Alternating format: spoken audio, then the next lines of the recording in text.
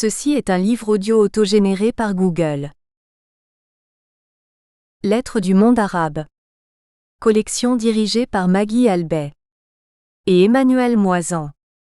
Sami al-Nasrawi, Fissure dans les murailles de Bagdad, 2011.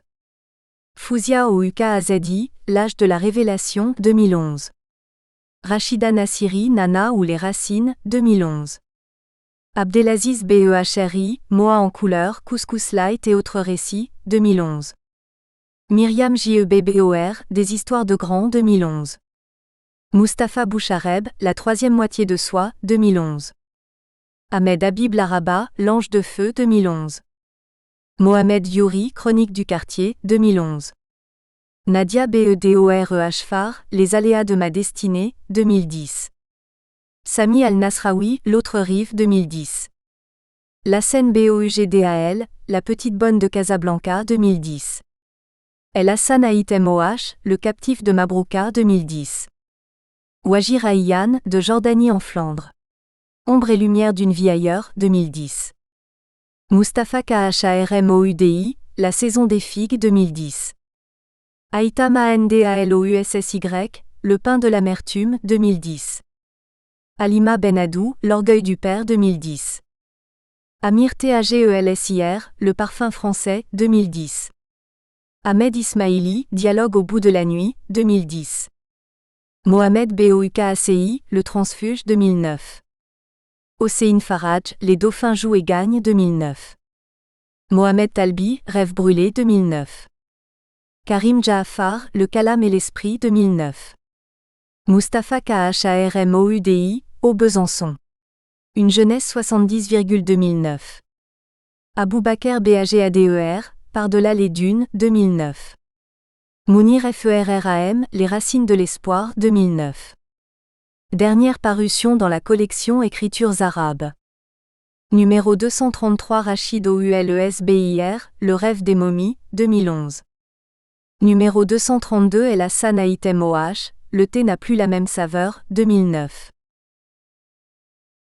À Hanifa, Une amitié sans faille. Souffrance déloyale. Quelque part entre Al-Kairawan, Paris. À Nolwenn. De ce double, qui est l'homme et qui est son double? Sans sombrer dans la folie en tentant de répondre. Je me prénomme Najwa. Je sais. Il y a des prénoms qui saignent comme une blessure. J'ai deux amours, là aussi je sais ce n'est pas bien mais voilà. L'un vit la nuit, l'autre l'après-midi. Avec l'un je fais tout, sexe compris. Avec l'autre on discute langoureusement. L'un est imam, l'autre est spirituel à sa façon. Aujourd'hui j'ai tiré sur l'un d'eux. En ce moment il respire encore. Mais avant de le signaler innocemment et avec ruse à la foule, je vais écrire mon histoire. Personne ne peut vivre sans histoire. Je me suis présenté à lui en compagnie d'une amie, voilà déjà quelques mois, comme dans un jeu. Un équilibre retrouvé, rompu, éphémère. Son visage d'une belle blancheur contrastait avec ses grands yeux noirs, très noirs, et une douceur dans sa parole invitait à la débauche. Un sourire impalpable comme une chambre sans fenêtre. Il s'appelle Nabil, et son rire escrime avec les contraintes de la réalité. Par moments, son sourire m'est apparu dans la discussion au sujet de nos traditions comme un rictus exprimant la tension, le défoulement et la vengeance. Une vocation d'exorciste s'est emparée de moi à rebours. Dans quel combat secret, dans quel souvenir ce désir-là est-il niché? Pourquoi son visage me ramène-t-il chaque fois que je le vois à tant de peine, de souffrances ravageuses et d'angoisses secrètes?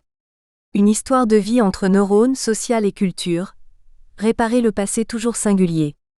Mes ancêtres appellent ça l'apprentissage.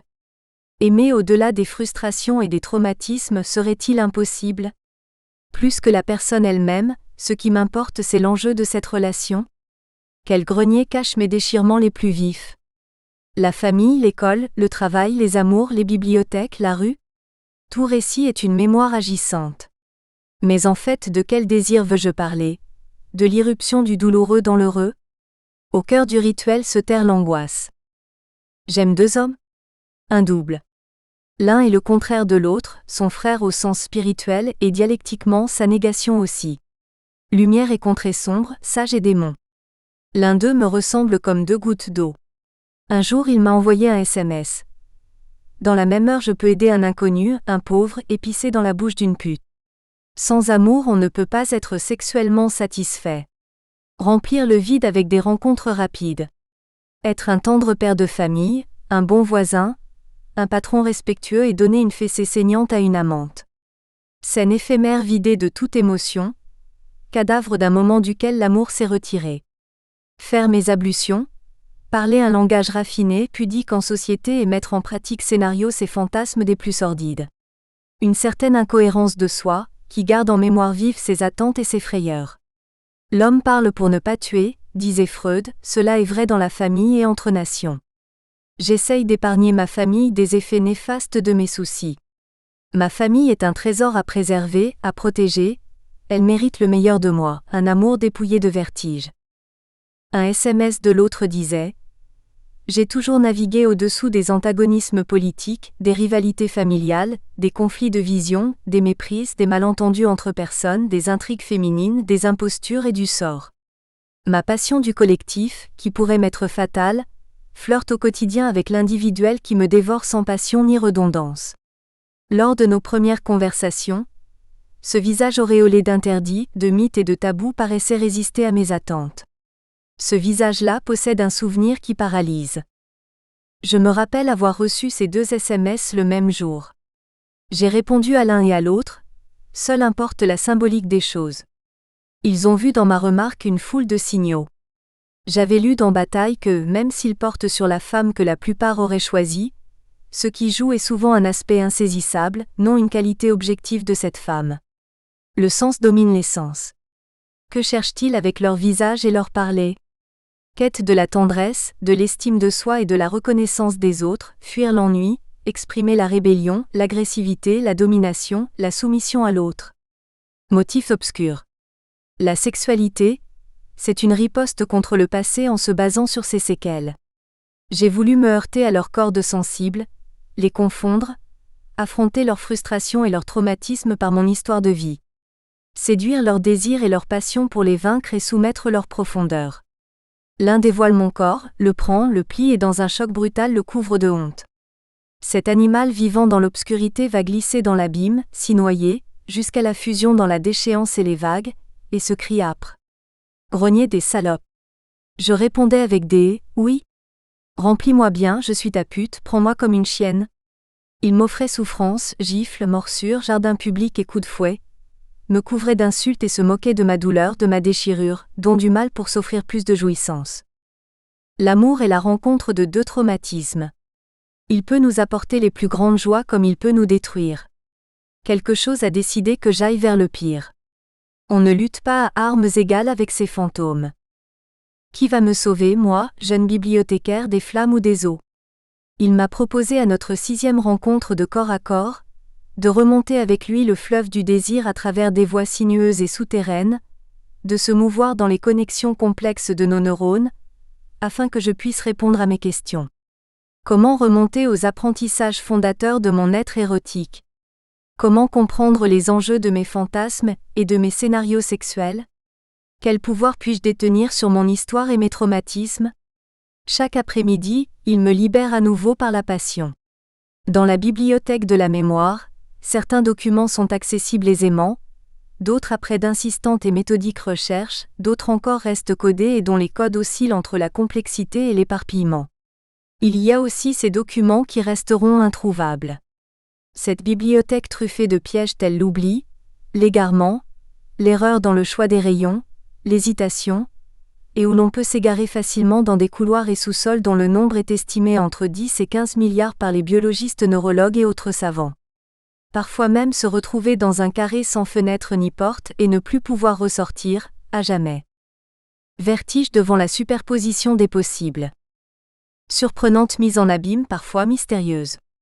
Au fur et à mesure que je peignais les événements vécus, lentement, malgré les risques, mes relations affectives, mes premiers émois érotiques, mes premiers désirs, mes premiers fantasmes, mes premières expériences et mes échecs les plus marquants, j'ai commencé à percevoir la somme brouillée de leurs interactions comme un cercle achevé. Ma vie n'était irrémédiablement qu'une hypothèse. Quelle phrase assassine! Jeu d'équilibre flottant entre désir et frustration. Jardin où s'entremêlaient belles fleurs et plantes vénéneuses. Me revint en mémoire un cours oublié de Foucault. Il disait : la sexualité est quelque chose que nous créons nous-mêmes, elle est notre propre création bien plus qu'elle n'est la découverte d'un aspect secret de notre désir. Seule une éthique peut guider nos choix, et réaliser la rencontre amoureuse entre les valeurs et les sens, pour que le rationnel et l'obscur en nous se rencontrent et se parlent. Une belle chimère. Un peu d'éveil. La paume et un doigt, lèvres à même le sol de pierre brute. Une bague brille à ma main droite. Dans l'autre un silencieux. Me regarde toujours, fixement, avec autant de désir dans les yeux. C'est que j'aime ça. Avec beaucoup de naturel, je plonge mes yeux dans ses yeux et je me caresse, les sensations que je vis viennent de ses mains, de son souffle, de sa peau. Je sens le bout de ses doigts sur moi. Sa main descend et remonte le long de mon ventre. Je sens le désir monter, je ne peux plus reculer. Encore un peu. C'est tellement bon. J'en oublie que ce sont mes propres mains. Je me tords de plaisir. Organe féroce qui crache son venin. Le combat cambrait mon corps sur une table de lecture. Je n'ai pas encore de logement à moi, et campe dans la bibliothèque située dans la tour sud de cette ville à 2 tours, à quelques dizaines de mètres d'une salle de prière et d'un hôpital. Mur couleur saumon encombré de livres. La chaire de la littérature vivait là. Érudits, professeurs, étudiants, nouvellistes, curieux. La nuit, ça sent bon comme une esquisse d'excuses. Il a écouté et regardé cette jouissance pleine de menaces, tout habillé, étourdi et comme ravi par cette sensation étrange qui l'empêche de bouger. Glisse quelques mots. Le murmure des phrases, des secrets, ne pas être sourde. Je fermais les yeux, et vis défiler dans ma tête les souvenirs de la nuit. Une forêt, bordée par une rivière belle et calme, la sexualité au-delà du mythe et de la psychanalyse, la parole et les actes, la guerre, le risque d'être trahi ou de trahir. Tout est à portée de main au marché. Activité et passivité, indicible beauté, peur profonde et inavouable. Futur très incertain. Inconnu habité par des forces inconnues, diable, dédoublement, vampire pour de vrai, mystère et vie réelle, exclu, sombre contrée, intrusion brutale dans le corps et l'habitat, fantôme, les stigmates de soi divisés et fuyants, malade, opprimé, clone. Une vie qui va bien se faire, au dire des résultats scolaires et des gardiens en tout genre, tourne mal dans ce Maghreb blessé, se réfugie dans le chaos. Poussière et mouche. Rencontrer son double présage la catastrophe. Le mal redevenu cauchemar.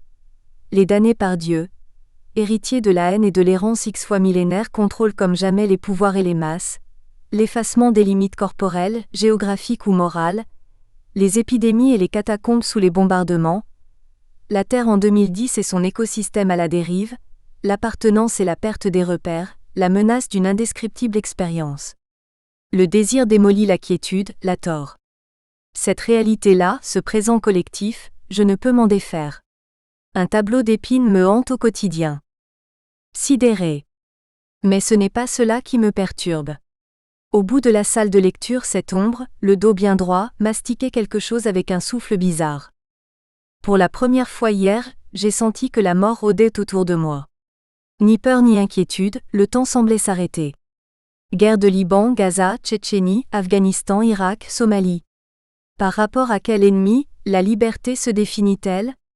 Se sentir poursuivi, observé, scruté, traqué, la sueur sur l'estomac, fusillé par la suspicion. Nomade du temps et de l'espace, le présent me dévore. Encore une année vécue sur le chemin de la vie. Aujourd'hui on fête les martyrs, souvenirs frigorifiés auxquels personne n'a envie de revenir. Quel usage une société fait-elle de son passé, y compris religieux ? Chute de Bagdad le même jour. Phase funèbre de l'histoire. Un rapport frileux au temps, nulle nostalgie du passé, le présent m'enchaîne. Le plus urgent c'est d'écrire, écrire nos soucis, nos inquiétudes. Nous espérons que vous avez apprécié cet aperçu. Pour continuer à écouter ce livre audio sur Google Play Livres, utilisez le lien dans la description de la vidéo.